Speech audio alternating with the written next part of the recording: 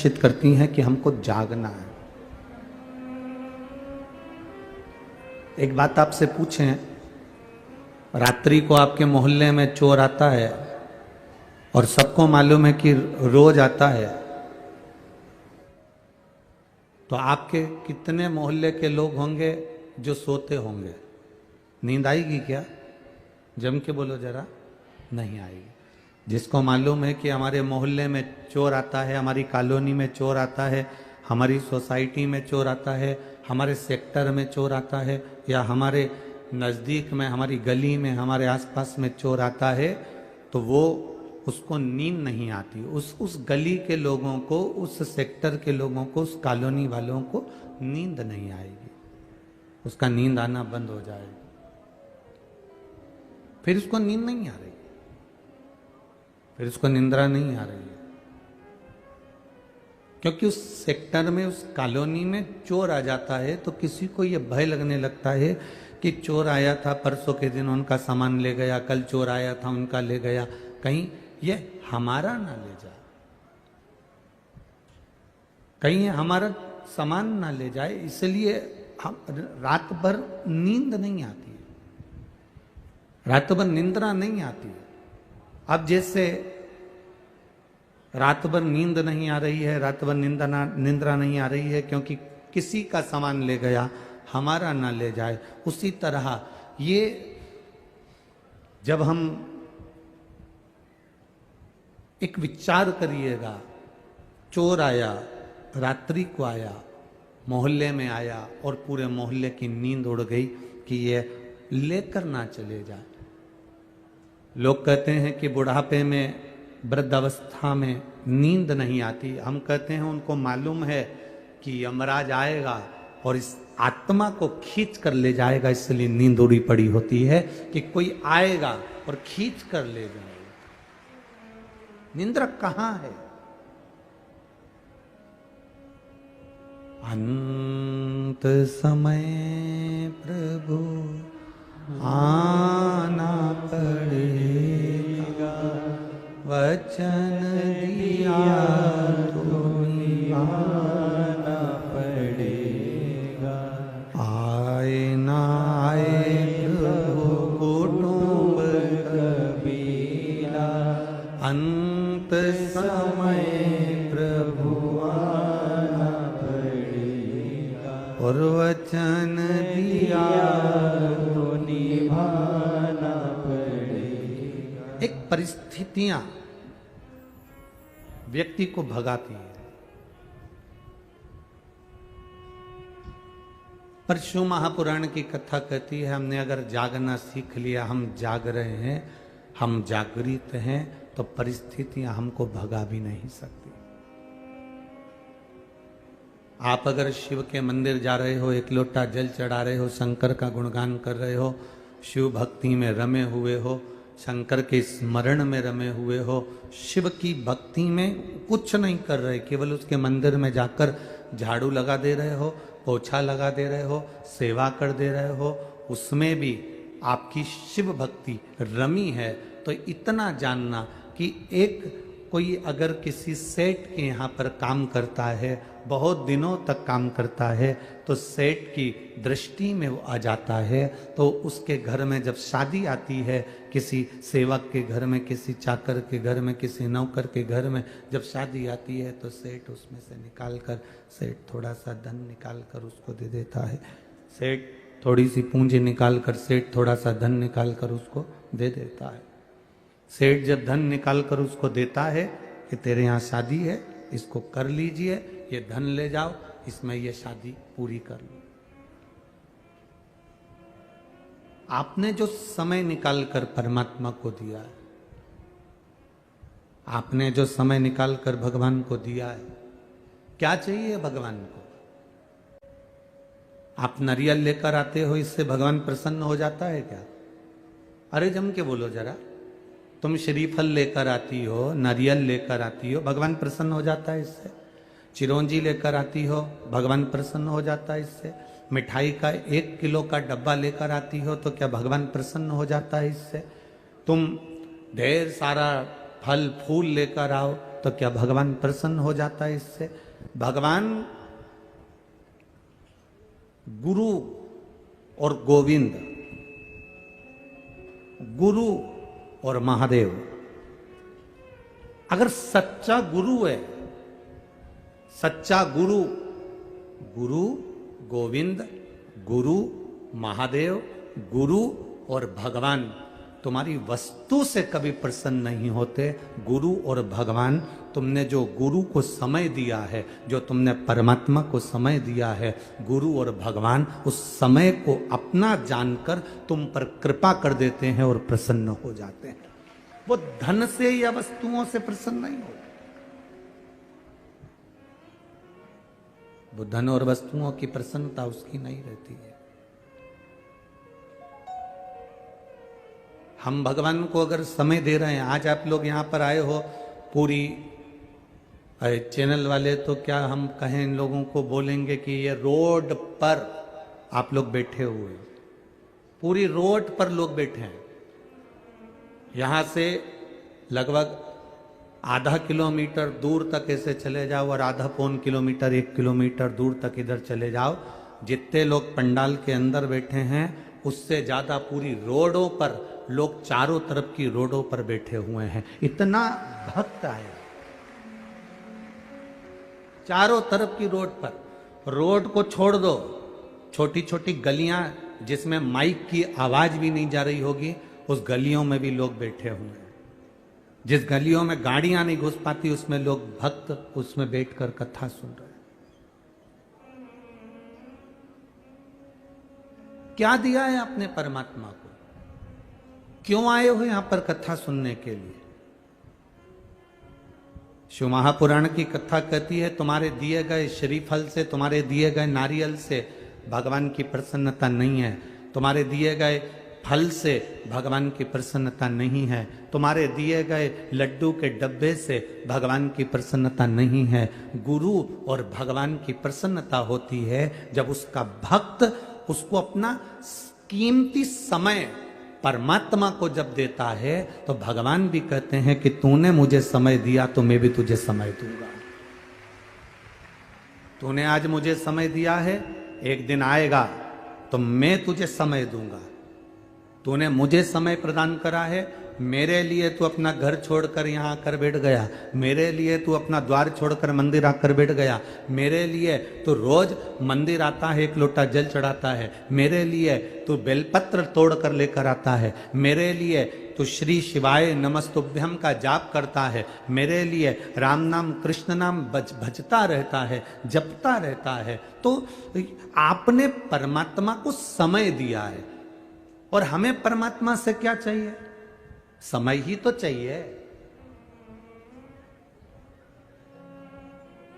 जब कोई विषम परिस्थिति में फंस गए, एक्सीडेंट हो गया, वेंटिलेटर पर पड़े हो, कोई तकलीफ आ गई, आईसीयू में पड़े हो, तब तुम भगवान से क्या प्रार्थना करोगे? तुम्हारे परिवार वाले क्या बोलेंगे भगवान से? भगवान इनकी उम्र बढ़ा देना, भगवान ऐसी कृपा करना, भगवान इनकी लंबी उम्र कर देना, मेरे सुहाग की उम्र लंबी कर देना, इन बच्चों के पिता की उम्र लंबी कर देना, भगवान कृपा करना, इनको थोड़ा समय और दे दो परमात्मा, इनको समय दे दो परमात्मा, थोड़ी उम्र और बढ़ा दो परमात्मा। हम भगवान से मांगते क्या है? हम मांगते हैं इनकी उम्र बढ़ा दो, इनका समय और बढ़ा दो, इनकी उम्र बढ़ा दो। तो भगवान भी कहता है, तूने मेरी कथा में समय दिया था, इसलिए अंत समय में जब तकलीफ में होगा तो मैं तुझे समय दूंगा।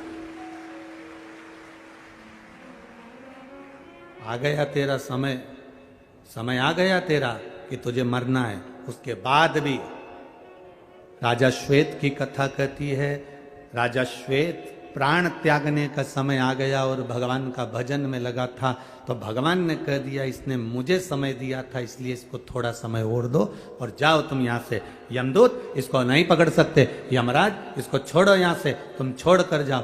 यमदूत कहते हैं इसका अंतिम समय, भगवान कह रहे हैं इसने मुझे समय दिया, मेरी सेवा करी, मेरे को जल चढ़ाने आया, मेरी आराधना करी, मेरे मंदिर में चाकरी करी, पोछा लगाया, झाड़ू लगाया, कहीं ना कहीं किसी ना किसी रूप में ये मेरी सेवा में लगा रहा, इसलिए इसने मुझे समय दिया है तो मैं इसको समय दूंगा। और वो अभी आप अपना समय भगवान को दे रहे हो और भगवान तुमको जो समय देगा, अंत समय प्रभु आना पड़ेगा, वचन दिया तो निभाना पड़ेगा, आए ना आए प्रभु कुटुंब कबीला, अंत समय प्रभु आना पड़ेगा। ये अंत समय में हमें उसकी जरूरत पड़ेगी। तुम्हारे मामा जी, तुम्हारे काका जी, तुम्हारी बुआ जी, तुम्हारे फूफा जी, तुम्हारे जीजा जी, तुम्हारी जीजी, तुम्हारा बेटा, तुम्हारी बहू, तुम्हारा पोता, तुम्हारी पोती, तुम्हारा नाती, तुम्हारा पंती, तुम्हारा रिश्तेदार, जितना भी है ना, जिसको तुम समय दे रहे हो ना, ये तुम्हारे काम आखिरी में नहीं आएंगे। वेंटिलेटर पर जब पड़े रहोगे इन सबको डॉक्टर बाहर निकाल देगा, सबको। जब सब बाहर निकल जाएंगे तुम डॉक्टर से कहोगे ये हमारा जीजा जी आंदो ना अंदर। डॉक्टर के जीजा होगा तेरा, चल निकल बाहर यहाँ से, आईसीयू रूम में कोई नहीं आएगा, वेंटिलेटर के पास कोई नहीं आएगा, ये हमारा बेनोई जी है, इनको तो अंदर आंदो, 5 मिनट तो आंदो, चलो बाहर निकलो यहाँ। उस अंत की घड़ी में, उस वेंटिलेटर की घड़ी पे, उस दुख की घड़ी में कोई नहीं आएगा। उस दुख की घड़ी में तब मेरा देवाधिदेव महादेव जिसको तुमने समय दिया है वो सामने खड़ा हो जाएगा। दुख की घड़ी तुम्हारे सामने आकर खड़ा हो जाएगा, दुख की घड़ी में वो तुम्हारे सम्मुख में आ जाएगा। एक पत्र आया है, शंभू एक पत्र आया है, इस पत्र को देखिएगा।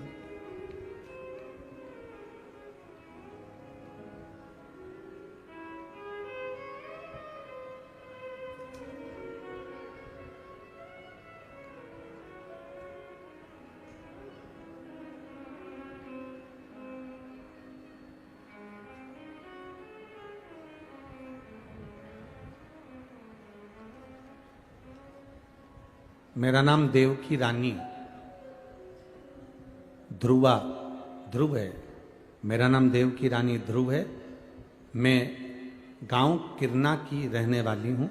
मेरी उम्र 32 वर्ष है। कहीं बैठी हो तो हाथ हिला सकती हैं। देवकी रानी ध्रुव, गांव किरना की रहने वाली हूँ। मेरी उम्र 32 वर्ष है। मैं क्या बखान करूँ गुरुदेव बाबा का।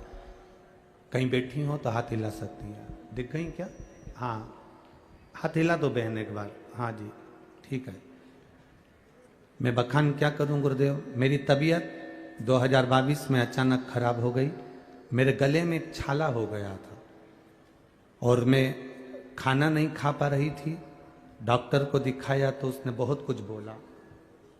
आखिरी में उसने कह दिया डॉक्टर ने कि ये छाला ठीक नहीं होगा, इसका ऑपरेशन कराना पड़ेगा।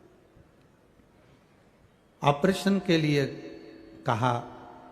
अब मन में डॉक्टर ने इतना कह दिया कि ये छाला साधारण नहीं है और इसका ऑपरेशन करना है और ये सहज बीमारी नहीं है, सरल नहीं है कि जल्दी समाप्त हो जाए। अब करा क्या जाए। तब मेरे को किसी ने कहा कि शंकर पे चढ़ा हुआ जल पीना चालू करो, शिव जी के मंदिर जाना चालू करो। अभी तक हॉस्पिटल के चक्कर लगा रही थी, अब मंदिर के चक्कर लगाना प्रारंभ कर दिया। और तब मंदिर के चक्कर लगाना चालू करा। मैंने पशुपति व्रत नहीं करा, मेरे पति ने मेरे लिए पशुपति व्रत करा। गुरुजी, मेरे पति ने मेरे लिए पशुपति व्रत करा। रोज मेरे पति भी मंदिर जाते, मेरे लिए चरणामत लेकर आते, बेलपत्री लाते। मैंने खाना चालू करा। बाबा डॉक्टर ऑपरेशन का बोले थे और उन्होंने जो बीमारी का लक्षण बता दिया था वो सारी रिपोर्ट दूसरी बार में नील आ गई और मेरा छाला समाप्त हो गया। ये अंत समय में आता है। बैठो बहन, श्री शिवाय नमस्तुभ्यं, बैठ जाइए। अंत समय में वही आए।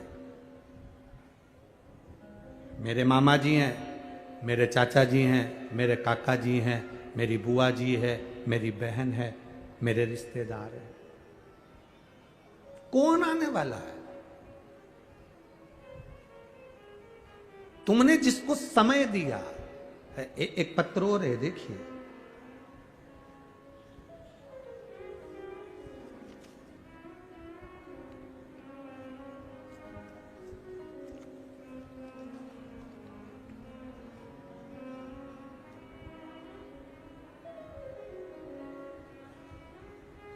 मैं उषा गुप्ता, पति श्री संजय गुप्ता, दुर्ग छत्तीसगढ़ की रहने वाली हूं। कहीं बैठी हो तो हाथ हिला सकती है।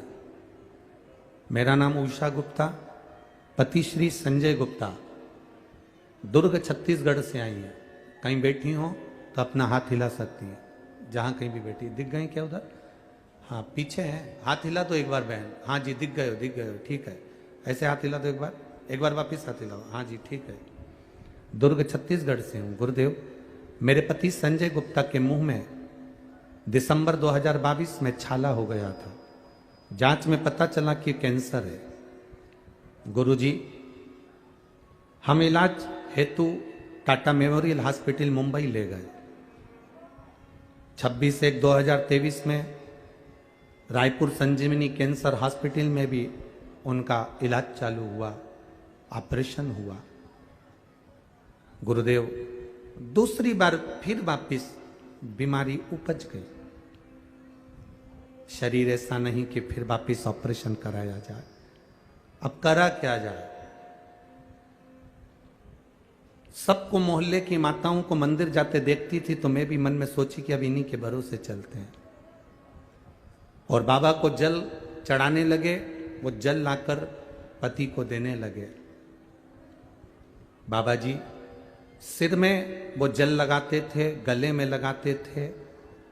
फिर वापिस जो गांठ बता दी गई थी कि वापिस गांठ हो गई है और वो गांठ वापिस वही की वही है, तब जल पी पी कर, बाबा की सेवा कर कर, मंदिर में बाबा का आराधना कर कर दूसरी बार जांच कराने के लिए हम फिर पहुंचे तो सारी रिपोर्ट नॉर्मल आ गई। और बाबा की कृपा से हमने कहा था जब अगर इनकी रिपोर्ट नॉर्मल आ जाएगी तो हम पंडाल में बैठकर कथा सुनेंगे, इसलिए हम यहाँ पहुंचे।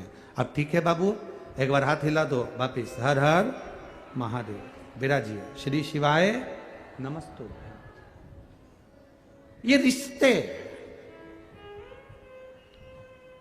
हम मना नहीं करेंगे कि आप रिश्ते ना निभाइए, आप निभाओ। बहू को जितना समय देते हो, पोता पोती को जितना समय देते हो, बेटे को जितना समय देते हो, अपनी दुकान को जितना समय देते हो, अपने व्यापार को जितना समय देते हो, अपनी फैक्ट्री को जितना समय देते हो, अपनी नौकरी को जितना समय देते हो, अपने परिवार वालों को जितना समय देते हो, उन सारे समय में से केवल अगर आप 1 मिनट का भी समय अपने पास के मंदिर में 1 लोटा जल चढ़ा कर दे रहे हो तो वो समय जो तुमने परिवार को दिया वो काम भले ना आएगा, पर तुमने जो महादेव को समय दिया वो समय तुम्हारा महादेव ने अपने खाते में जोड़ कर रखा। मेरी जीजू, आप लोग मंदिर जाती हो? यहां जितनी बैठी हैं जाते हो मंदिर? तुम्हारे घर के पास मंदिर है? कितनी देर लगती है मंदिर जाने में? 5-1 मिनट लग जाते होंगे। आप 1-2 मिनट में मंदिर में जल चढ़ा के आ भी जाते होगे। 10 मिनट का समय लगता है। प्रतिदिन का 10 मिनट जोड़ कर रख लो, प्रतिदिन का। कितने महीने जा रही हो? 3 महीने से, कोई 1 साल से, कोई 1.5 साल से, कोई 6 महीने से, कोई 4 महीने से, कोई जब उसकी चित्त वृत्ति हो, जब उसका मन।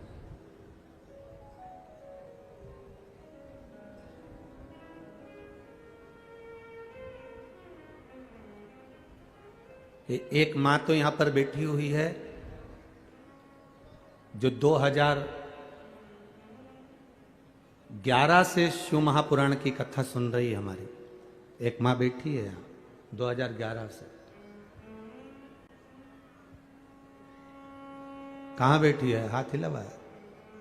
2011 से शिव पुराण की कथा सुन रही है, जिसके 12 बच्चे मर चुके थे।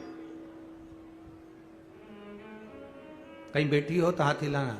जिसका 13वां बच्चा 2011 से कथा सुन रही है और फिर उसने कथा में से कहीं सुन लिया था कि एक बेलपत्री खाना चालू करूं और हो सकता है मेरा 13वां बच्चा बच जाए, और 12 बच्चे जिसके मर गए, गर्भ में आते थे मर जाते थे, जन्म लेते थे मर जाते थे, तब 13वें बच्चे के लिए उसने पूरे 9 महीने बेलपत्र को हर रोज खाया और बाबा से प्रार्थना करी। तब वो 13वां बच्चा 2011 में उसको जन्म, 13वां बच्चा।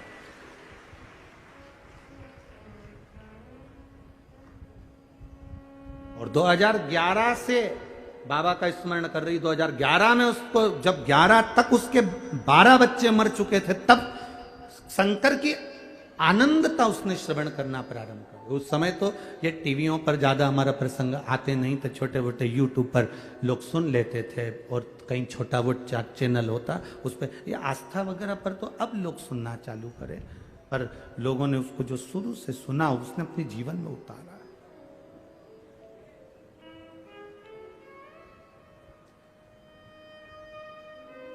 शिव तत्व परिवार को दिया समय, नाते रिश्तों को दिया समय, वो समय जोड़ कर रखना, और जो भोलेनाथ जी को दिया समय। आप लोग बहुत दूर दूर से आए हो, गलियों में बैठे हो, रोडों पर बैठे हो, छतों पर बैठे हो, गाड़ियों पर बैठे हो, दुकानों में बैठे हो, और हम क्षमा भी मांगेंगे आप लोगों से कि लगभग आज 20 से 25 हजार लोगों को रेलवे स्टेशन से यहाँ तक नहीं आने दिया, वापिस स्टेशन से उनको ट्रेन में बिठाकर भेज दिया वापिस। 20 से 25 हजार लोग स्टेशन से वापिस भेजे गए, क्योंकि जगह नहीं पूरे तिल्दा के अंदर। कहां बिठाया? हम क्षमा मांगेंगे कि आप लोग इतनी दूर से आए और वापिस आप लोगों को वापिस ट्रेनों में भर भर कर वापिस भेजना पड़ रहा। ये तुमने जो दिया है महादेव को, तुमने जो दिया है मेरे शंकर को, तुमने जो दिया मेरे शिव जी को, तुमने जो दिया भगवान की भक्ति को, जो तुमने समय दिया है वो खाली नहीं जाने वाला। हिसाब तुम्हारे पास भले नहीं होगा कि मेरे को इतने कदम चलकर शंकर जी के मंदिर गई, इतने कदम चलकर मैं भगवान की कथा में गई, तुम्हें नहीं है हिसाब, पर उसने तुम्हारे एक एक कदम का, एक एक श्वास का, 21,600 श्वास जो तुम्हारे शरीर से निकल रही है, 3.5 करोड़ रोम छिद्र जो तुम्हारे शरीर में है, इसके एक एक हिसाब मेरे देवाधिदेव महादेव के पास में है। और आज तुमने समय दिया है, जब दुख की घड़ी है। कई लोग कहते हैं उसका एक्सीडेंट हुआ, बाबा ने उसको बचा लिया। क्यों? क्योंकि तुमने उसको समय दिया था। कभी मंदिर गए होगे, प्रणाम करा होगा, नमन करा होगा, कभी मंदिर पहुंचे होगे तो उसने हिसाब जोड़ लिया कि इसने इतना समय मुझे दिया है, इसलिए अभी इसको मरने नहीं देना है, ये मैं समय दूंगा, और समय देकर उसका और उम्र बढ़ा दी। ये शिव तत्व है, ये शंकर।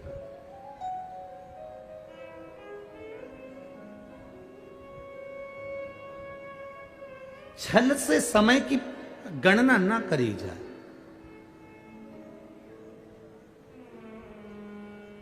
विपदाओं से भागो नहीं, जागो। समस्या से भागो नहीं, जागो।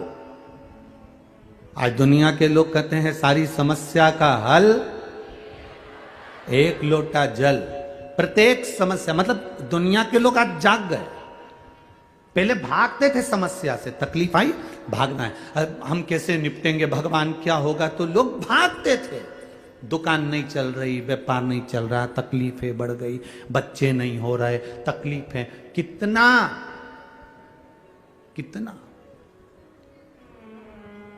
जिसके भाग्य में नहीं उसको भी दिया है मेरे बाबा ने। जिसके भाग्य में नहीं है उसको भी दिया है। एक पत्र आया, उसमें लिखा उन्होंने कि गुरुजी,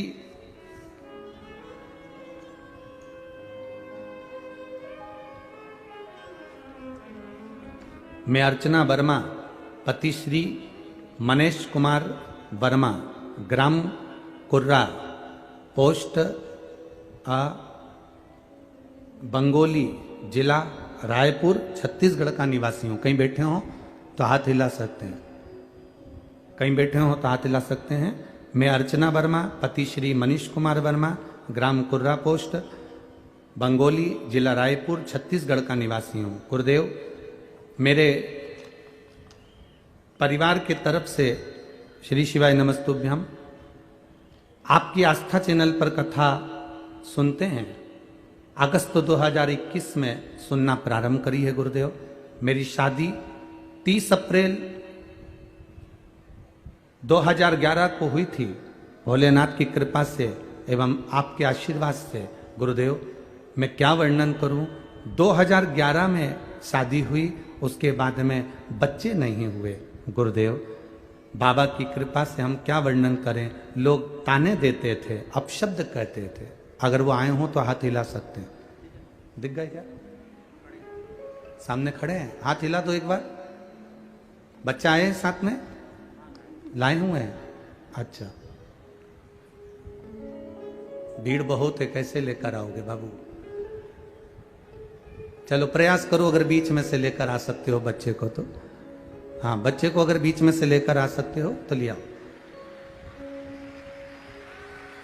गुरुजी, 2011 में शादी हुई पर बच्चे नहीं हुए।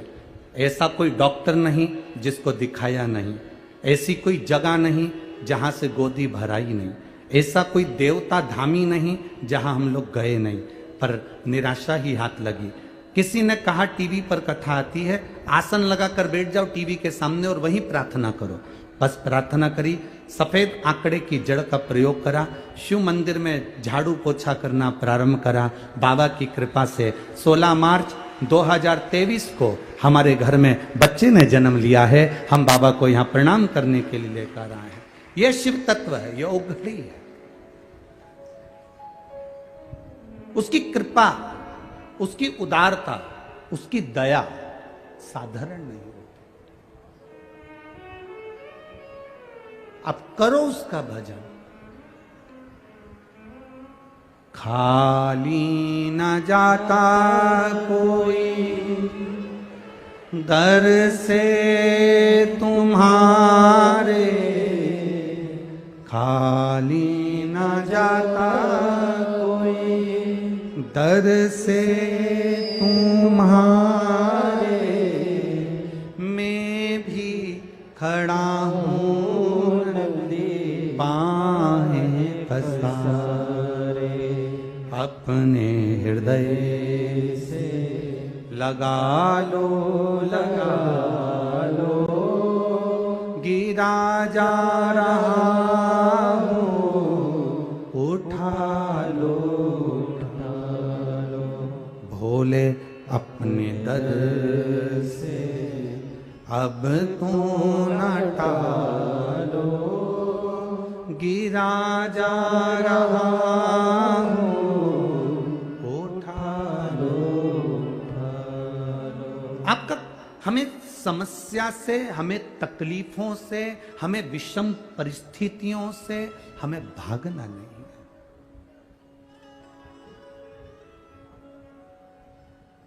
इन विषम परिस्थितियों से अगर हम भाग रहे हैं तो यह हमारी मूर्खता है। इन दुख की घड़ियों में हम भाग रहे हैं तो यह हमारी मूर्खता है। हमें विषम परिस्थिति से भागना नहीं, हमें विषम परिस्थिति से जागना है। जागेंगे तो सारी समस्या का हल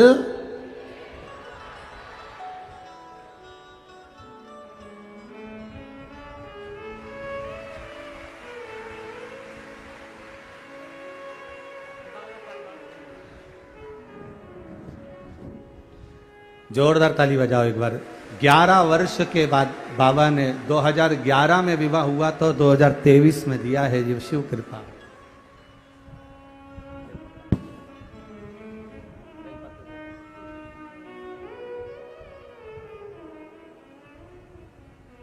शिव कृपा, ये उसकी उदारता, ये उसकी करुणा, ये उसकी दया।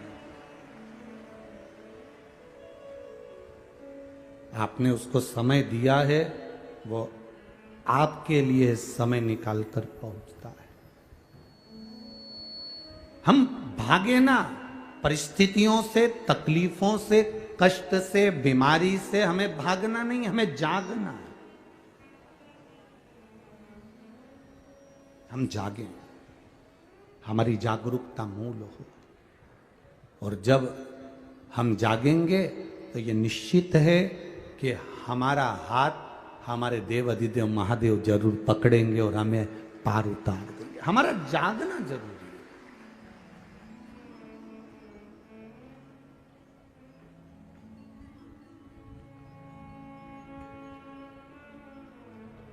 तेरी कृपा बिना न हिले एक भी अणु, लेते श्वास तेरी कृपा से तनु तनु।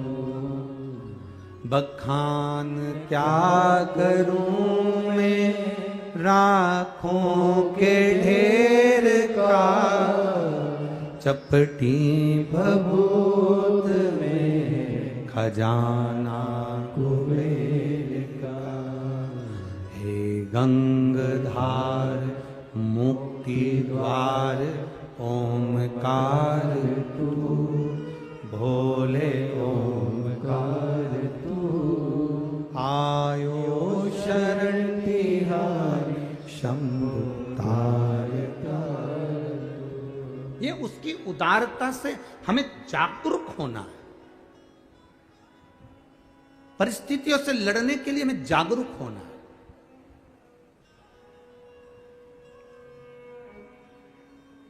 आज एक बेटा पूछ रहा था, गुरुजी मैं कोई व्यापार खोलूं तो सफलता मिलेगी कि नहीं मिलेगी? हम कोई भगवान तो है नहीं कि आपको आशीर्वाद दे दें और कह दें कि आपको सफलता मिल जाए या ये मिल जाए या वो मिल जाए। कभी कभी कभी भी इस व्यासपीठ से बैठकर भी हमने कभी आपको आशीर्वाद नहीं दिया, क्योंकि हम तो खुद उस महादेव से आशीर्वाद लेने के लिए आते हैं। तो हम क्या दे सकते हैं? जो खुद भिखारी हो, जो खुद भिक्षुक हो, वो क्या दूसरे को देगा? हां, हमने उस बेटे से इतना जरूर कहा है कि अगर तुम व्यापार खोल रहे हो, व्यवसाय खोल रहे हो, कंपनी खोल रहे हो, तो शुरुआत में थोड़ा कष्ट जीवन में रह सकता है, पर तुम्हारी मेहनत अगर तुमने दिल से कर ली तो मेरा महादेव पकड़ कर पार कर देगा। ये निश्चित है।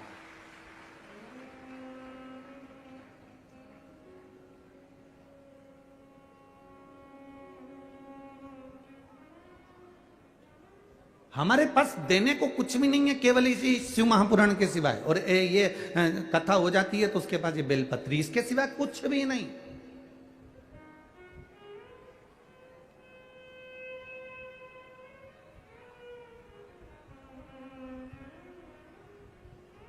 और आपके पास में भी शंकर भगवान को देने के लिए कुछ हो ना हो, बस इतना याद रखना कि आप महादेव को क्या दिए हो। कोई आपसे पूछे, क्योरी तिल्दा गई थी कथा में, क्या देकर आई? क्योरी कहाँ गई थी? तिल्दा गई थी कथा में। तिल्दा नेवरा पहुंची थी, छत्तीसगढ़ गई थी कथा में। क्या देकर आई? तो तुम बिल्कुल छाती ठोक कर कहना, मैंने अपने 5 घंटे भगवान भोलेनाथ को दिए हैं, समय दिया है। और समय ही तो चाहिए। अच्छा, 2 चीजें तुम्हारे सामने रख दी जाए कि एक चीज ये कह दी जाए कि 5 मिनट में तुझे मरना है, और दूसरा कह दिया जाए कि मैं तुझे 5 करोड़ रुपए दे रहा हूं। तुम दोनों में से क्या चीज लो? बोलो। 5 मिनट में मरना है और 5 करोड़ रुपए दिए जा रहे हैं। 2 चीजें तुम्हारे सामने है और भगवान तुम्हारे सामने खड़ा हुआ है, तो तुम इन दोनों में से भगवान से क्या प्रार्थना करोगे? 5 करोड़ रुपए ले लोगे क्या? लेके करोगे भी क्या जब 5 मिनट में मर जाओगे? भगवान से कहोगे हमें 5 करोड़ मत दे और हमारे 50 साल आगे बढ़ा दे, 5 साल की जिंदगी और आगे बढ़ा दे, 10 साल और दे दे, 20 साल और दे दे, हमारी उम्र बढ़ा दे। हमारी जब उम्र तू बढ़ाएगा मेरे महादेव तो ऐसे 5 करोड़ तो हम मेहनत कर कर फिर कमा लेंगे। पर श्वास ही नहीं बची, शरीर में कोई तत्व ही नहीं बचा और हम अंतिम समय में पड़े हुए हैं। और मालूम पड़े कोई आकर तुम्हें गुलाब जामुन खिलाए तो वो गुलाब जामुन अच्छी नहीं लगेगी। बीमारी के समय पर सबसे पहले भोजन छूटता है। बोलो सही है? जितने बैठे उस वाली पंडाल वाले भी बोल दो, इधर वाले भी। बीमारी के समय पर सबसे पहले भोजन छूटता है, खाना छूट जाता है। जितने लोग रोड पर बैठे हैं, जितने लोग ग्राउंड के बाहर हैं, सब बोलो भोजन कब छूटता? बीमारी आई और सबसे पहले खाना छूटा। बुखार आया, खाना छूट गया। सिर दर्द हुआ, खाना छूट गया। पेट में दर्द हुआ, खाना छूट गया। बीमारी अगर आती है तो सबसे पहले खाना छूट जाता है। शरीर में ताप बढ़ता है, बुखार बढ़ता है तो हमारा भोजन छूट जाता है। शरीर में ताप बढ़ा तो भोजन छूट जाता है। और जब हमारे घर में और हमारे ऊपर पाप बढ़ता है तो भगवान की कथा छूट जाती है, भजन छूट जाता है। शरीर में ताप बढ़ता है, शरीर में बुखार बढ़ता है तो भोजन छूटता है। और जब पाप बढ़ता है तो भजन छूट जाता है। जब आप भगवान के मंदिर नहीं जा पा रहे हो, शंकर जी को जल चढ़ाने नहीं जा पा रहे हो, पास में शिव महापुराण की कथा अपने गांव में तिल्दा में हो रही है और अपना अपना घर छोड़ के तिल्दा के इस पंडाल में नहीं पहुंच पा रहे हैं, तो समझ लेना कि हमारा पाप कितना बढ़ गया होगा। जब शरीर में ताप बढ़ता है तो भोजन छूटता है और जब पाप बढ़ता है तो भजन छूट जाता है, कथा छूट जाती है, सत्संग छूट जाता है। ये पाप कितना बढ़ गया होगा।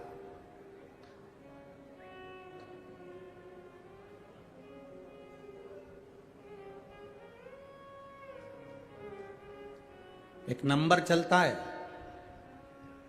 एक्सीडेंट होता है तो एक नंबर चलता है एम्बुलेंस को बुलाने के लिए। बोलो कौन सा नंबर है? जम के बोलो जरा। 108। जब 108 नंबर को मोबाइल पर डायल करते हो तो एम्बुलेंस आ जाती है। और जब इस जिभ्या से 108 बार उसको डायल करते हो तो वो भी तो आ जाता होगा, वो भी तो आता होगा। 108 डायल करा, एम्बुलेंस आकर जब खड़ी हो जाती है तो 108 बार श्री शिवाय नमस्तुभ्यं, श्री शिवाय नमस्तुभ्यं, श्री शिवाय नमस्तुभ्यं, श्री शिवाय नमस्तुभ्यं, श्री शिवाय नमस्तुभ्यं, श्री शिवाय नमस्तुभ्यं, श्री शिवाय नमस्तुभ्यं, श्री शिवाय नमस्तुभ्यं, श्री शिवाय नमस्तुभ्यं। जब तुमने उसको पुकारना चालू करा, तुम एक बार नंबर डायल करो और एम्बुलेंस वाला नहीं उठाए, फिर वापिस डायल करते हो, फिर नहीं उठाए, फिर डायल करते हो। तुम दूसरे से कहते तुम्हारे मोबाइल से कर दो भैया, एक्सीडेंट हो गया, 108 वाले को बुला दो भैया, एक्सीडेंट हो, जल्दी बुलाओ भैया, 108 वाले को बोल दो भैया। जितने खड़े रहते हैं सब 108 नंबर को डायल करते हैं। जरा विचार करना, शासन ने, प्रशासन ने 108 नंबर इसलिए रखा क्योंकि तुमको याद रहे कि 108 बार राम नाम, कृष्ण नाम, शिव नाम जपोगे तो परमात्मा भी आकर खड़ा हो जाता है। उसके जपने पर, उसके भजन में उसकी कृपा बरस जाती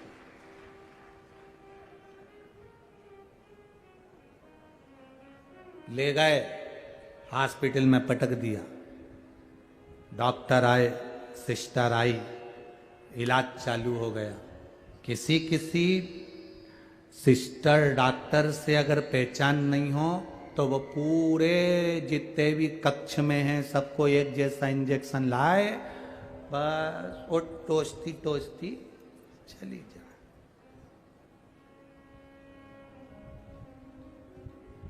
कोरोना का इंजेक्शन किस किसने लगवाया? वैक्सीन किस किसने लगवाई? सबने लगवाई। आप लोग जब इंजेक्शन लगवाने जाते थे तो वहां जाकर देखते थे कि इंजेक्शन वाली अपनी पहचान वाली है कि नहीं। वैक्सीन जो लगाएगी वो पहचान वाली है कि नहीं? क्यों? वैक्सीन वाली अगर पहचान वाली होगी तो जीजी थोड़ा धीरे हो, ए जीजी थोड़ा धीरे हो। इतने में वो सिस्टर, वो नर्स, वो डॉक्टर नहीं कहते तुम मेरे को पहचानती नहीं क्या? मैं तो तुम्हारी पहचान वाली। चिंता मत करो, मालूम ही नहीं पड़ेगा कब सुई लग गई। बिल्कुल, लो उधर मुंह करो। और जो उन्हें मुंह उधर करा हो, इसने बिल्कुल छोटी सी बारीक सी सुई निकाल के उसको सुई लगा दी। उसने पूछा मालूम पड़ा? नहीं, बिल्कुल चीटी सा मालूम पड़ा, मालूम ही नहीं पड़ा। और बाकी के जितने निकल के जा रहे थे सब चक्कर खा रहे थे। बाप रे बाप, भयंकर, इतनी बेकार, ऐसी सुई लगाई, चक्कर आ गए। और ये बैठी और उसने सुई लगाया, चक्कर भी नहीं आया, चीटी काटी बस ऐसे मालूम पड़ा। क्यों? क्योंकि इसकी वो डॉक्टरनी से, सिस्टर से, नर्स से पहचान थी, इसलिए बारीक वाली सुई लगाई, एकदम बारीक। उसी तरह दुख तो आएगा, इंजेक्शन तो लगेगा, तकलीफ का इंजेक्शन लगेगा, बस तुम्हारी उस डॉक्टर से पहचान होना चाहिए तो हल्के हाथ से निकाल देगा। उस डॉक्टर से पहचान होना चाहिए तुम्हारी, तो दुख तो आएगा, तकलीफ तो आएगी, कष्ट तो आएगा, पर वो जब तुम भगवान के ऊपर एक लोटा जल चढ़ाना प्रारंभ कर देते हो, भगवान की भक्ति करना प्रारंभ कर देते हो, नाम जाप करना प्रारंभ कर देते हो, शिव महापुराण की कथा मोबाइल पर, टीवी पर, पंडाल में श्रवण करना प्रारंभ कर देते हो, तो दुख तो आता है, ऐसा नहीं कि दुख नहीं आता, पर हल्के हाथ से इंजेक्शन लगकर निकल जाता है। दुख आता है और जल्दी से निकल कर बाहर हो जाता है। तकलीफ किसको होती, चक्कर किसको आया, कष्ट किसको हुआ कि साहब पहचान नहीं थी, तो वहां वो डॉक्टर नहीं बैठी थी ना, बड़ी तेज, उन्हें तो बस सुई निकाली और यूं हाथ करो और टोचे और जाओ, चलो निकलो, बाहर निकलो। और हमारी जिससे पहचान थी उसने धीरे से, बैठो साहब, आराम से, जीजी कैसी हो, बस आजकल बच्चे दिख नहीं रहे, तुम्हारे बच्चे हमारे यहाँ खेलने नहीं आ रहा है, पहचान निकल गई। पहचान निकली तो उन्हें जरा सा दबाया और निकल गया। दुख की घड़ी आती है, ऐसा नहीं कि दुख नहीं आता। मेरे राम जी के जीवन में दुख आया, मेरे भगवान कृष्ण के जीवन में दुख आया, भगवान रामकृष्ण परमहंस जी के जीवन में दुख आया, नामदेव जी के जीवन में दुख आया, मीराबाई के जीवन में दुख आया, कर्मा बाई के जीवन में दुख आया। ऐसा कौन जिसके जीवन में दुख नहीं आता? आता है, पर हल्के हाथ से निकल जाए अगर तुम्हारी पहचान है तो। जिसको 11 साल तक बच्चे नहीं हुए होंगे वो कितनी दूर दूर गया होगा, कहां कहां धोख लगाया होगा, कहां कहां प्रणाम करा होगा। जिसको 2-3 साल तक संतान नहीं होती वो डॉक्टर का चक्कर लगाना चालू कर देते हैं, 2-4 साल में बच्चे नहीं हुए चक्कर लगाना चालू कर देते हैं। कभी विचार करना, ये जितने पत्र नीचे पड़े हैं इसमें कम से कम 70% पत्र ऐसे होंगे जिसमें भगवान ने किसी को 10 साल में, किसी को 15 साल में, किसी को 4 साल में, किसी को 8 साल में भगवान ने संतान दी। जितने पत्र पढ़े इसके नीचे से निकालना और पढ़ना, 70% पत्र होंगे संतान दी बाबा ने, क्योंकि इनका विश्वास जागृत हो गया। अब ये भागे नहीं, अब इनके पास में, अभी तक डॉक्टर ने कह दिया था नहीं होगा, परिवार वालों ने ताना देना चालू कर दिया था, अब उस समय भाग रहे थे, अब क्या करें, अब ये जाग गए, अब ये भागे नहीं, अब जागे हैं। और जाग कर क्या करा इनने? कुछ नहीं करा, अब सबके दरवाजे घूम कर देख लिए, सबके यहाँ चले गए, सबके यहाँ से गोदी भी भरवा ली, सबको धोग भी लगा ली, सबको प्रणाम भी कर लिया, तो वो भी संतान नहीं हुई। तो अब इनने कह दिया अब कहीं नहीं जाना, अब जाएंगे तो केवल महादेव के मंदिर जाएंगे और उससे कहेंगे, वो सुनेगा और भर देगा। और दिया उससे, दिया।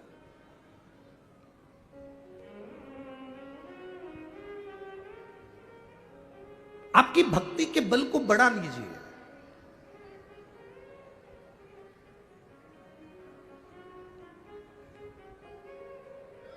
दो माताएं बात कर रही थी, अंदर पंडाल में जगह नहीं है, कहां बैठेंगे। दूसरी बोली रोड पर बैठ जाते हैं।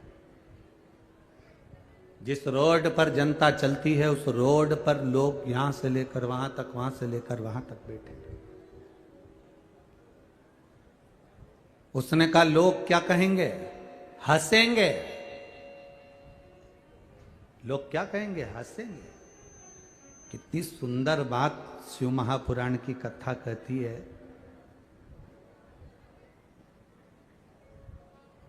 आप जब उन्नति की सीढ़ी पर चढ़ रहे हो और परिश्रम कर रहे हो और मेहनत कर रहे हो, आप जब विकास की ओर आगे बढ़ रहे हो, उन्नति की ओर आगे बढ़ रहे हो, मेहनत कर रहे हो, परिश्रम कर रहे हो, और तुम्हारे परिश्रम को देखकर, तुम्हारी मेहनत को देखकर अगर कोई हंसे नहीं तो समझ लेना कि तुम सफल नहीं हुए, सफल नहीं हुए हो। जब दुनिया के लोग तुमको ताना देना चालू कर दे, आड़ा टेढ़ा बोलना चालू कर दे और तुम पे हंसना चालू कर दे, समझ लेना कि अब तुम्हारी उन्नति निश्चित हो गई है।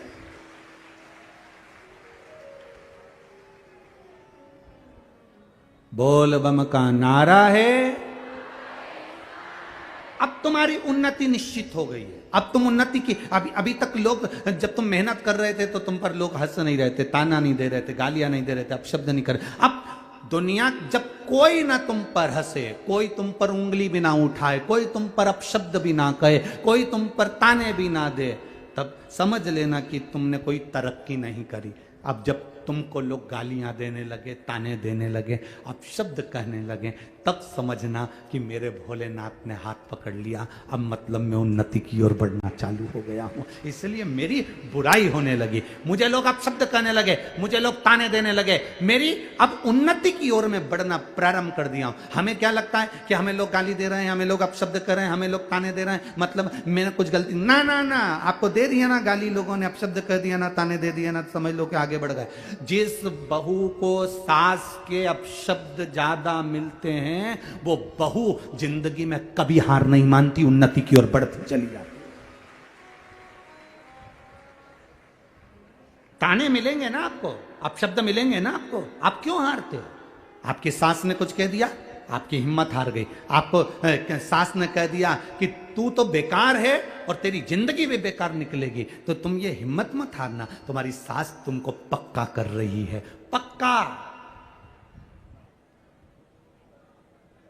चलो जी जियो, आप में से कितनी लोग हैं जो पापड़ बनाती हैं? कभी पापड़ बनाया है? पापड़ चने का, मूंग का बनाया? सबने हाथ ऊंचा करो, किस किसने बनाया है? जरा बनाया है? धर लो धर लो धर लो, बहुत बढ़िया। हमने भी बहुत बनाया हो, ठीक है। हमने बनाया। पापड़ बनाने वाली माताएं जानती है कि जो वो पापड़ का जो आटा होता है ना, उसको चने की दाल का जो आटा होता है, उड़द की दाल का, मूंग की दाल का जो आटा होता है, उसको अच्छा मसने के बाद उसको कूटना पड़ता है। जितना कूटेंगे ना तो कुछ लोई होती है ना, बेलते समय फटती नहीं है। बोलो सही है कि गलत है? अच्छे से बोलो जरा, रमदारी से।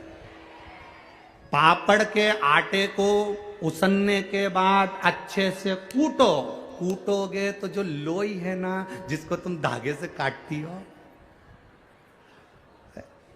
जिसको तुम पांव के अंदर धागा ऐसे बांध लेती हो और बाद में लोई काट काट के डालती है, तो तुम अंदाजा लगाना कि वो जो लोई है ना, वो लोई तुम अगर अच्छे से वो कुट गया, अच्छे से वो लोई, अच्छे से वो पिंडा पिट गया, कुट गया, तो फिर तुमने जब पापड़ बेलना प्रारंभ करा तो वो पापड़ बीच में से फटे ही नहीं। और जिस आटे को अच्छे से नहीं कूटा जाता, उसमें कितना ही तेल लगा के तुम बेल लो, वो फट जाए, फट गया, वो फटे बीच में से, बार बार फटे, बार। बस जब लोगों के अपशब्द मिल रहे हों, लोग हंस रहे हों, ताने दे रहे हों, आड़ा टेढ़ा कह रहे हों, समझ लेना मेरा भगवान तुमको पापड़ की लोई को कूट रहा है। जब कूटेगा, बिलेगा, ऐसा जोरदार बिलेगा कि कभी नहीं फटेगा, फिर वो आनंद में पड़ जाएगा। फिर पापड़ का नियम दूसरा, पापड़ का दूसरा नियम बताया कि पापड़ बनने के बाद सूखने डालो पर किसी की छाया नहीं पड़ जाए।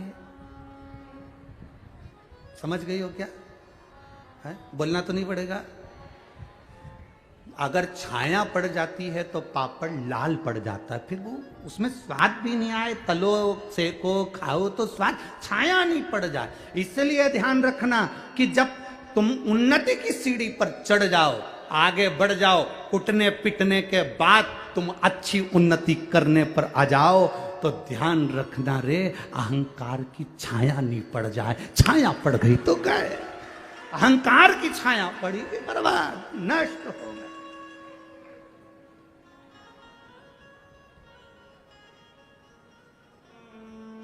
छाया ना पड़े। अभिमान, अहंकार, अभिमत्ता, अहम कि जब छाया पड़ती है तो बर्बादी का सिरा प्रारंभ हो जाता है। बर्बादी के सिरे की ओर हम बढ़ जाते हैं।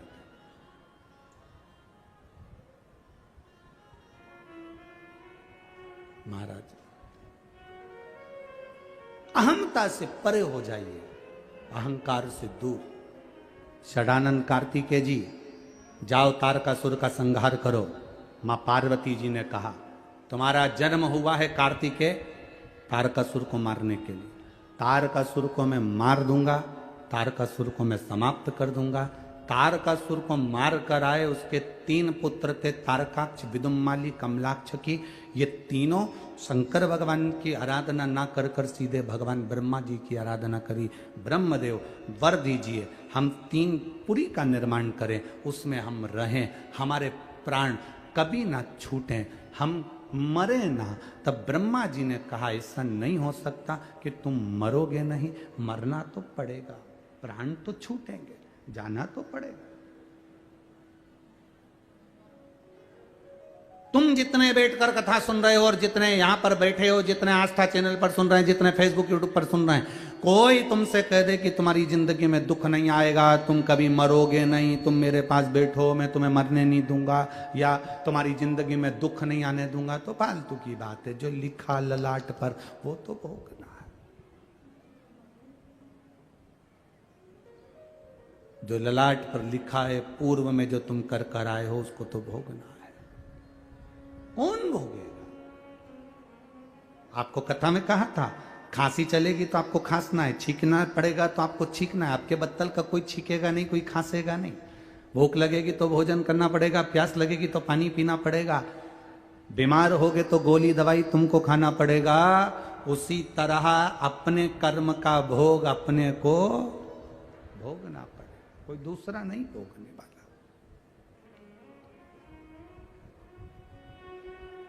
तारकासुर के 3 पुत्रों ने वर मांगा, ब्रह्मा जी ने कहा तुम मरोगे तो शरीर, अब तुम मांग लो कि कैसे मरना है। तुम्हें मरना कैसे तुम मांग सकते हो।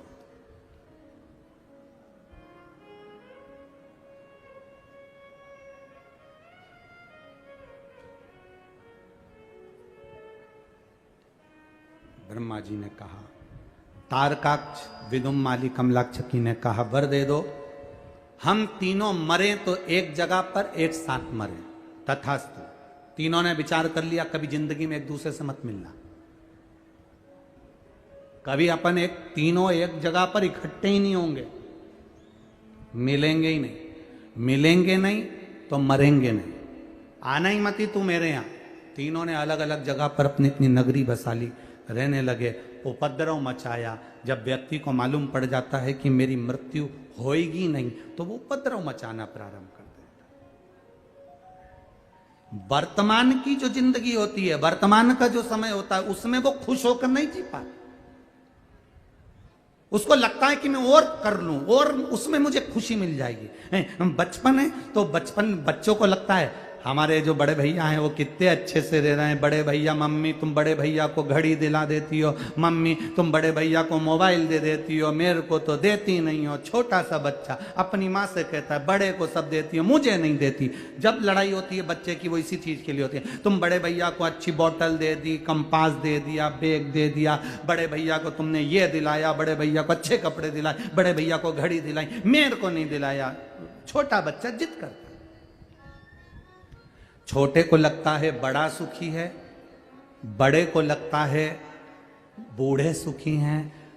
बड़े सोचते हैं हम तो कमा कमा के मर गए, ये बूढ़े सबसे अच्छे हैं, इनको पेंशन का पैसा मिल रहा है, आराम से पड़े हैं, खा रहे हैं, रोटी मिल रही, सब्जी मिल रही, भजिया मिल रहा, पकौड़ा मिल रहा, आराम से पड़े। बच्चे सोचते हैं बड़े सुखी हैं, बड़े सोचते हैं बूढ़े सुखी हैं, और बूढ़े सोचते हैं काय की जिंदगी भगवान, इससे तो हमारी जवानी अच्छी थी, मेहनत करते थे, खा लेते थे, कम से कम ताने तो नहीं सुनते थे लोगों के। सुख कहीं नहीं है।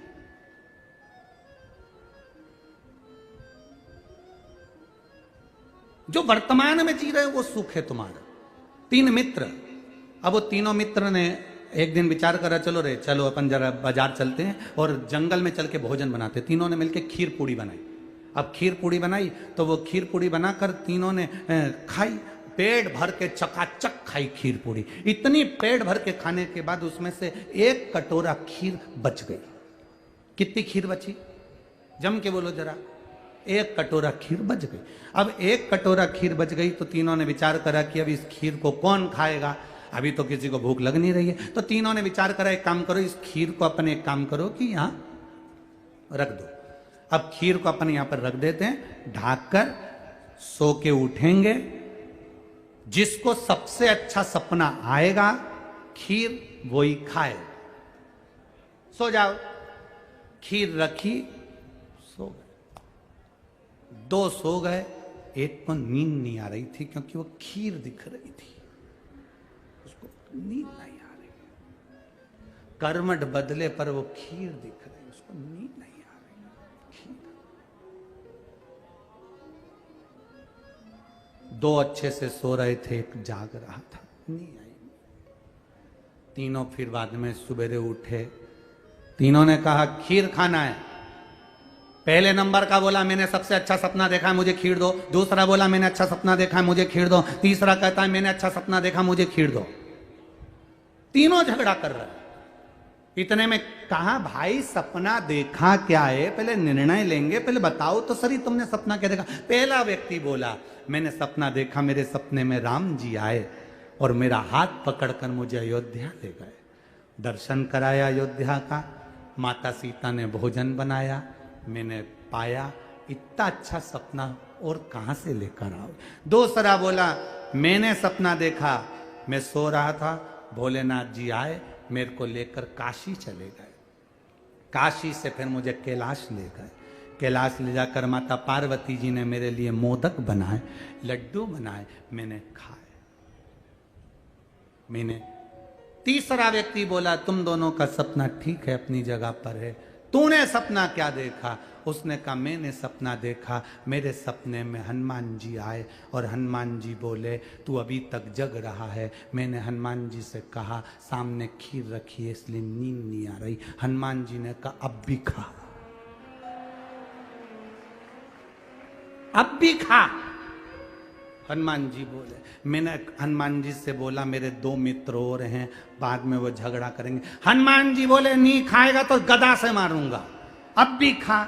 इसलिए मैं वो खीर उठा के खा। दोनों ने कहा खीर कहां है, कि वो तो खा गया।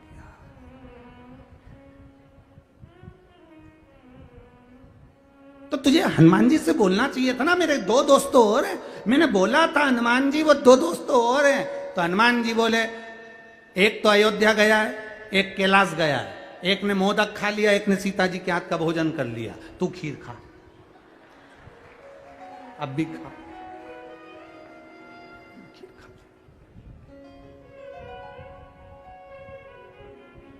अब इन 3 में सुखी कौन है?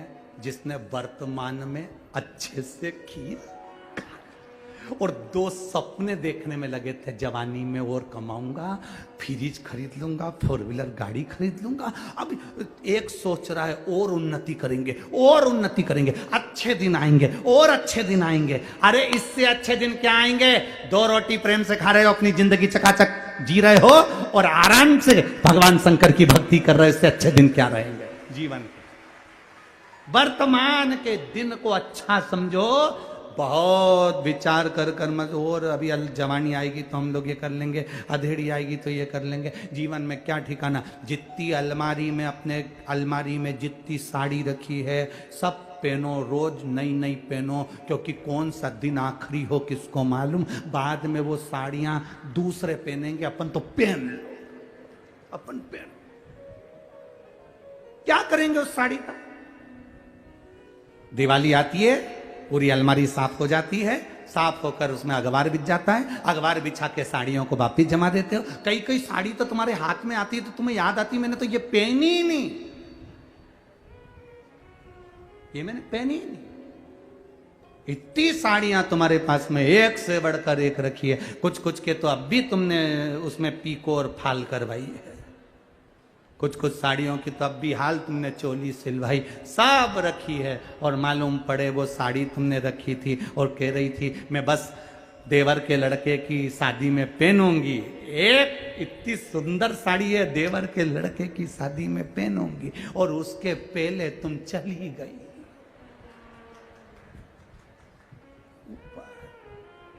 ऊपर जाती जाती यमराज के सामने रो रही। यमराज पूछ रहा क्यों रो रही?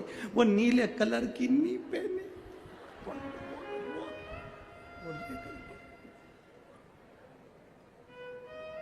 यमराज ने पूछा क्या चाहती हो? Once more. क्या चाहती? वंस, एक बार और छोड़ दो मुझे, मैं अच्छे से नीचे जाके नीली वाली साड़ी को पहन के और अच्छे से चली जाऊंगी। यमराज ने कहा तुझे नहीं छोड़ सकते। अब भी 3 दिन पहले तो मैंने ब्यूटी पार्लर में धागे से 250 रुपए दे के आई थी और तुमने देखा भी नहीं मैं कितनी जोरदार लग रही थी। उठा कर कम से कम बंस मोर।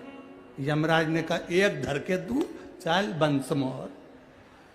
सीहोर वाला महाराज रोज कहता था 21,600 श्वास रोज मिल रही है, कौन सी श्वास आखिरी होगी किसी को नहीं मालूम। इसलिए वर्तमान की जिंदगी को खुश होकर जियो, वर्तमान की जिंदगी को खुश होकर जियो। ये जीवन फिर नहीं मिलने वाला है। एंजॉयफुल अपने जीवन को जियो, किसी का दिल ना दुखाओ, किसी को अपशब्द ना बोलो। जो परमात्मा ने तुमको दिया उसमें इतने खुश हो। झोपड़े में रह रहे हो तो झोपड़े में खुश रहो, 4 व्हीलर गाड़ी है तो उसमें खुश रहो, 2 व्हीलर गाड़ी है तो उसमें खुश रहो। शंकर भगवान की भक्ति करते रहो। 4 व्हीलर 2 व्हीलर जितनी भी है तुम्हारे पास में, उसमें टेंशन करने की जरूरत नहीं। भगवान का भजन करते रहना। वो तुमको 4 व्हीलर में घुमाए तो 4 व्हीलर में घुमा, वो तुम्हें जहां ले जाए वो आराम से ले जाएगा। मस्ती में अपनी जिंदगी को जियो। रो रो के तो लोग बहुत जी रहे हैं, क्या करोगे रो कर जी कर? जरा सा किसी ने कह दिया, मुंह फुला के अपने कमरे में एसी पड़ी। पति ने पूछा चंद्र घंटा क्या हुआ? चंद्र घंटा चिल्ला, पूछ रहे तुम्हारी मम्मी से, हमारी जिंदगी बर्बाद कर दी, आज तक कहीं घुमाने नहीं ले गए। इतने में वो बोला अभी 15 दिन पहले ही तो तुझे घुमाने के लिए लेकर गया था। कहां गए थे? जो बोला तो इतने में तो वो चले ही गया।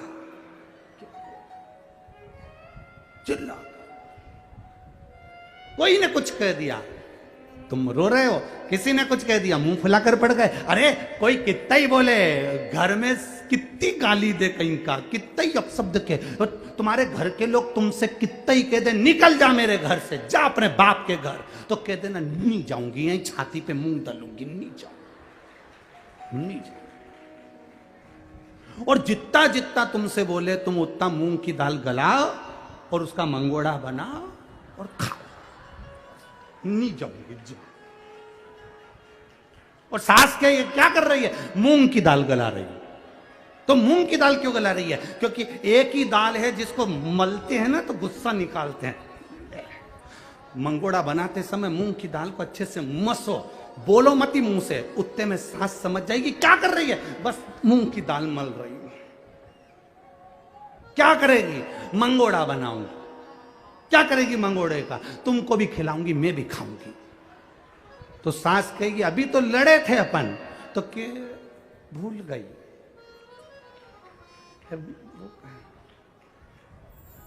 क्या हो गई थी मैं? गजनी हो गई मैं, मेरे की स्मरण ही नहीं है, मेरे याद ही नहीं है क्या हुआ था। जो वर्तमान की जिंदगी है उसको खुश होकर जीना प्रारंभ कर दो। वर्तमान की जिंदगी में भगवान शिव की आराधना करते हुए जिस कर्म को कर रहे हो उसे मेहनत कर कर आगे बढ़ना प्रारंभ कर दो। जिंदगी का यही एक रास्ता है, यही एक रास्ता है। क्या रोए हम?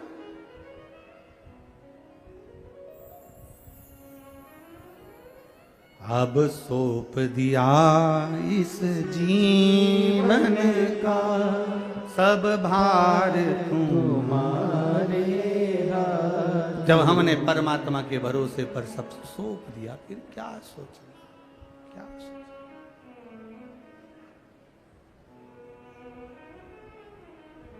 मुझे तेरा ही सहारा है मेरे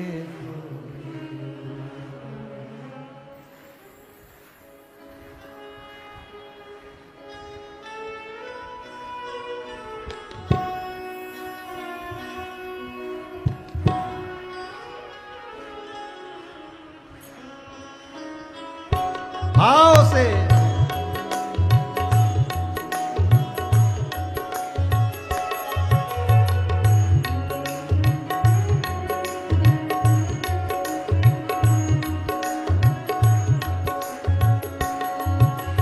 कब से खड़े हैं झोली पसार, क्यों ना सुने तो मेरी पुकार। कब से खड़े हैं झोली पसार, क्यों ना सुने तो मेरी पुकार। वो कब से खड़े हैं झोली पसार, क्यों न सुने तो मेरी पुकार। कब से खड़े झोली पसार, क्यों न सुने तो मेरी पुकार। मुझे तेरा ही सहारा है मेरे भोले बाबा। मुझे तेरा ही सहारा है मेरे भोले बाबा। मैंने तुम्हें ही पुकारा है मेरे भोले बाबा। मैंने तुम्हें ही पुकारा है। जितने रोड पर बैठे दोनों हाथों से बड़े प्रेम के साथ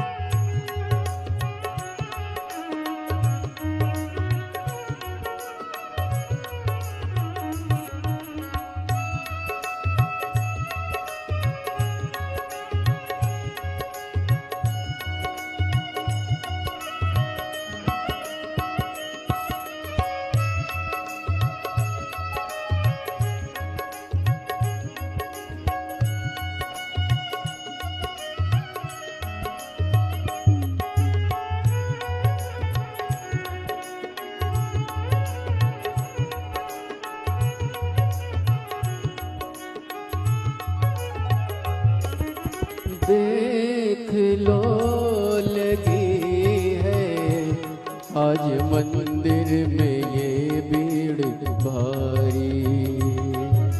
देख लो लगी है आज मंदिर में ये भीड़ भारी।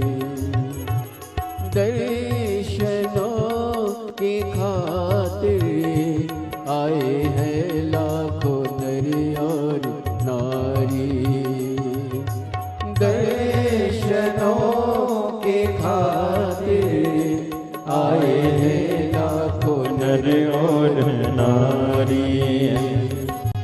आजा है भोले बाबा, आजा है भोले बाबा, तीनों ने पुकारा है मेरे भोले बाबा।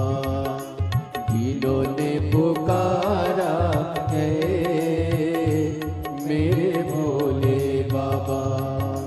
कब से खड़े हैं झोली पसार, क्यों न सुने तू मेरी पुकार। कब से खड़े हैं झोली पसार, क्यों न सुने तू मेरी पुकार।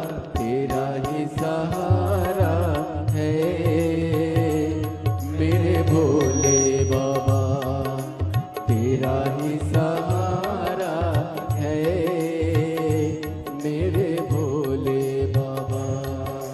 कब से खड़े हैं झोली पसार, क्यों न सुने तू मेरी पुकार। कब से खड़े हैं झोली पसार, क्यों न सुने तू मेरी पुकार। ओ कब से खड़े हैं झोली पसार, क्यों न सुने तू मेरी पुकार। कब से खड़े झोली पसार, क्यों न सुने तू मेरी पुकार। मुझे सहारा है मेरे भोले बाबा, मुझे तेरा ही सहारा है मेरे भोले बाबा। मैंने पुकारा है मेरे भोले बाबा। मैंने तुम्हें पुकारा है मेरे भोले बाबा।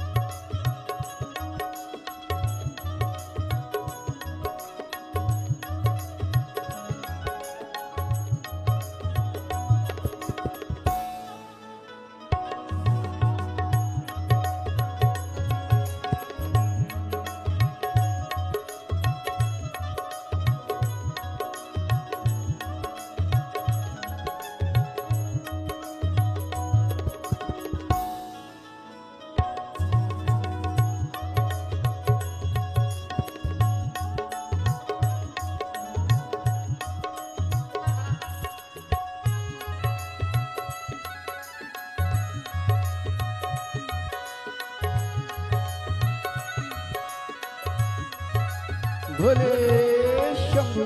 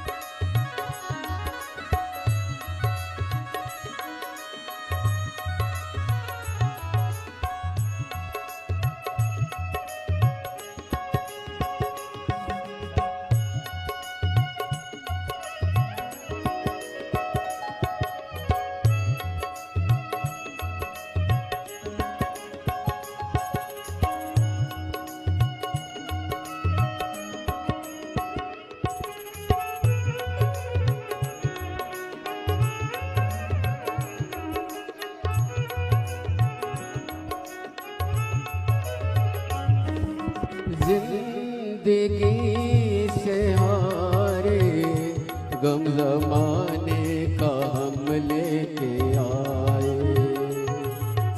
जिंदगी से हारे गम जमाने का हम लेके आए। तू बता जहाँ में लोग अपने हुए क्यों पराए। तू बता जहाँ में लोग अपने हुए क्यों पराए। तेरे सिवा दुनिया में, तेरे सिवा दुनिया में कोई ना हमारा है। मेरे भोले बाबा कोई ना हमारा है। मेरे भोले बाबा अब से खड़े हैं झोली पसार, क्यों न सुने तो मेरी पुकार। कब से खड़े हैं झोली पसार, क्यों ना सुने तो मेरी पुकार। कब से खड़े हैं झोली पसार, क्यों न सुने तो मेरी पुकार। कब से खड़े हैं झोली पसार, क्यों ना सुने तू मेरी पुकार। तेरा ही सहारा है मेरे भोले बाबा। मुझे तेरा ही सहारा है मेरे भोले बाबा।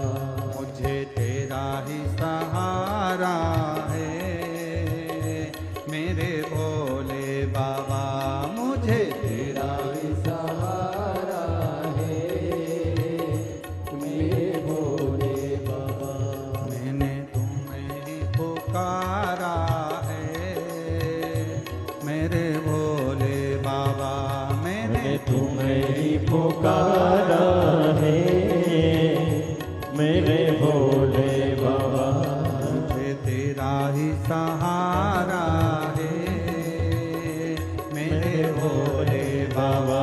मुझे तेरा ही सहारा है मेरे भोले। हार हार महादेव है।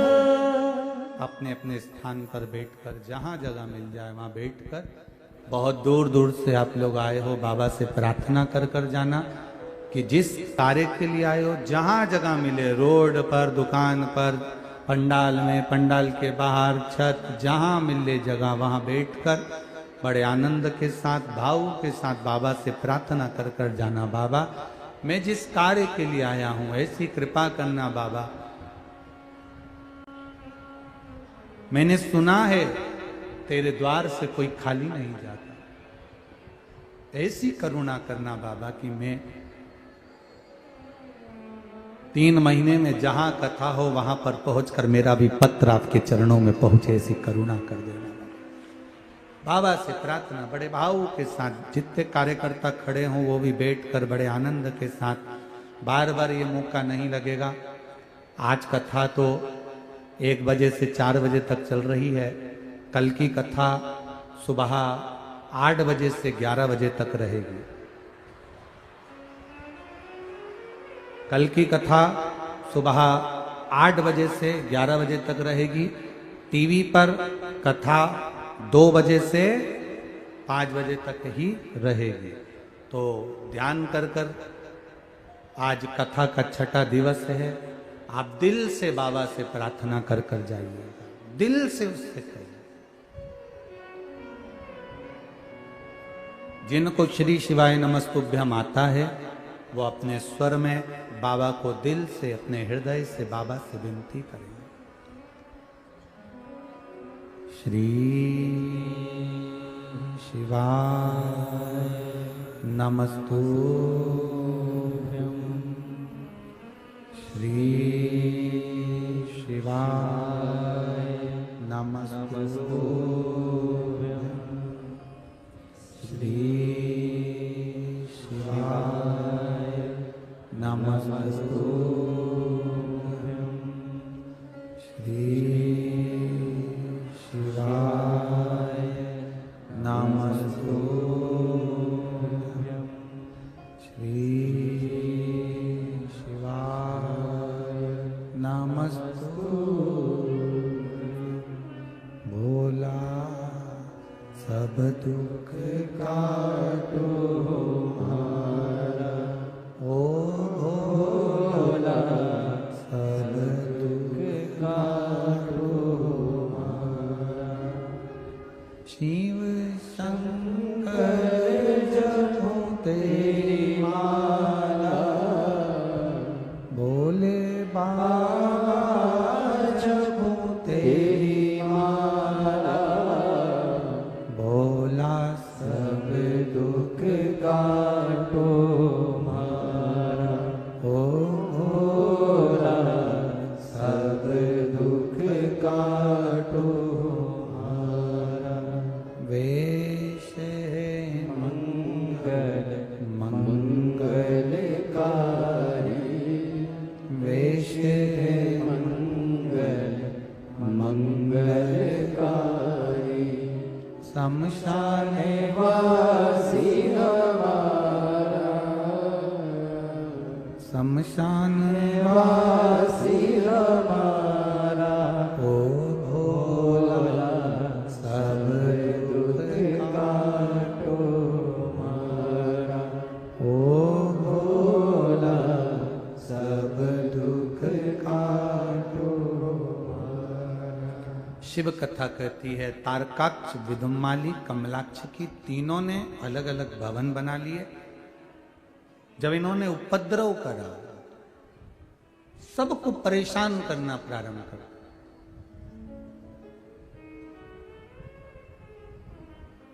परसों की कथा में कहा था कि पाप कमाना नहीं पड़ता, पुण्य को कमाना पड़ता। पाप अपने आप हो जाता है, पाप को कमाना नहीं पड़ेगा, वो अपने आप होगा। पुण्य को कमाना पड़ेगा, करना पड़ेगा, तो पुण्य का भाग थोड़ा मिलेगा। पुण्य कमाइए, पाप को कमाना नहीं पड़ता। तारकाक्ष, विदुम्माली, कमलाक्ष की ये तीनों ने जो उपद्रव मचाया, देवताओं को परेशान किया, सब देवता एकत्रित होकर भगवान नारायण के पास में गए, प्रभु कृपा करिए। भगवान नारायण ने कहा ब्रह्मा जी के पास जाओ। ब्रह्मा जी ने वर दिया है, वही बताएंगे कि ये मरेंगे कैसे। ब्रह्मा जी ने कहा मुझे नहीं मालूम कि मरेंगे कैसे, मैंने तो वर दे दिया। भगवान शिव के पास गए। भगवान शंकर देवादिदेव महादेव से कहा बाबा इन तीनों को मारें कैसे। बहुत समस्याओं में जब घिर जाओ तब बाबा की शरण जरूर जाओ।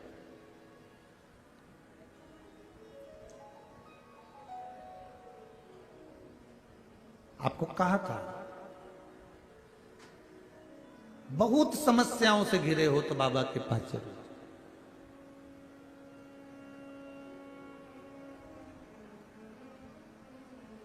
आपको लग रहा है कि मेरा व्यापार नहीं चल रहा, आपको लग रहा है कि मेरा काम नहीं चल रहा, मैं बहुत समस्याओं में घिरा हूं। एक बच्चे ने लिखा कि उसका एक्सीडेंट में पांव कट गया था। रविशंकर साहू, पिता मेमलाल साहू, मिस्ता शिवरी नारायण का रहने वाला है। मोबाइल नंबर ये है। कहीं बैठा है क्या बालक जिसका एक्सीडेंट में एक पांव चले गए? कहीं बैठे हो तो हाथ हिला सकते हैं। एक पांव से पूरा पांव कटा है इसका, राइट वाला, और फिर प्लास्टिक का पांव लगाया गया है। दोनों फोटो लगे हैं जिसमें पांव नहीं है। उसने अपने पत्र में लिखा है, मेरा नाम रविशंकर साहू है, मेरे पिता का नाम मेमलाल साहू है, हम ग्राम मिस्दा, जिला जांजगीर चांपा, छत्तीसगढ़ का निवासी हूँ। 19 फरवरी 2019 को मेरा एक्सीडेंट हो गया था, जिसके कारण मेरा दायां पैर कट गया है। एक पांव से हूं मैं। लोग हंसते हैं गुरुजी, अपशब्द करते हैं, मेरा व्यापार नहीं। बाबा से मैंने प्रार्थना करना प्रारंभ करा। केवल आपकी कथा सुनता हूं। पहले दुनिया के लोग कहते थे कथा के लिए, पर कभी नहीं सुनी। पर जिस समय मेरा पैर कट चुका, अब मेरे बाबा की शरणागति ले ली है गुरुजी। बाबा के भरोसे रहता हूं। बाबा से कहा था मेरा पैर भले चले गया, पर मेरी जिंदगी को आपको संवारना। गुरुदेव, बाबा के भरोसे पर एक व्यापार चालू कर दिया। दुनिया के लोग हंस रहे थे कि लंगड़ा क्या करेगा, पांव नहीं है, ये करेगा क्या। पर मेरे बाबा ने मुझे संभाला है गुरुदेव। आज मेरा व्यापार ऐसा चल रहा है कि लोग देखकर आश्चर्य कर रहे हैं। ये शिव की कृपा है, शिव की उदारता, करुणा और उसकी दया।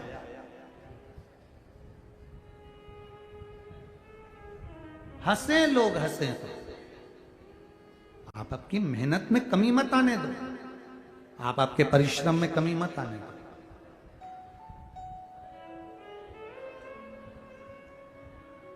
कहें दुनिया के लोग जो कहने वाले कहते रहेंगे, आप अपना कर्म करते रहो।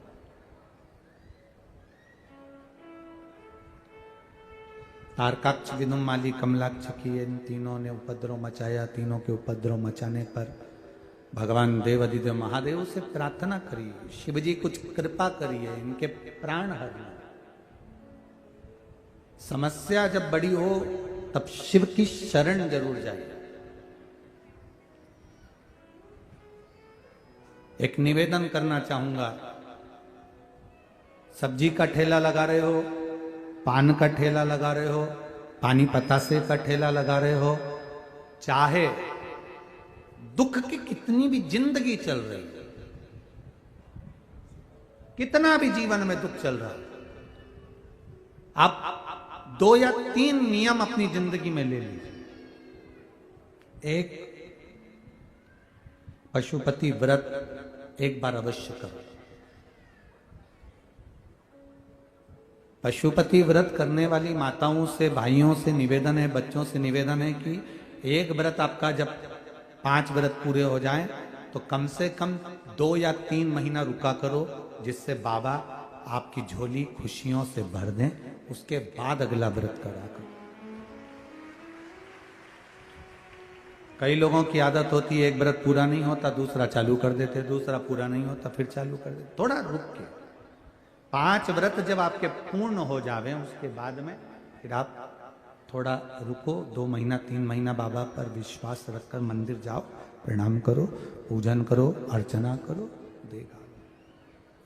3 नियम अपनी जिंदगी में धारण कर लें। अगर ठेला लगा रहे हैं, रोड पर अगर आपके पास में कोई व्यापार नहीं, कोई दुकान नहीं, कोई सर्विस नहीं, कोई नौकरी नहीं, 3 नियम जिंदगी में बनाओ। पहला, एक बार जिंदगी में पशुपति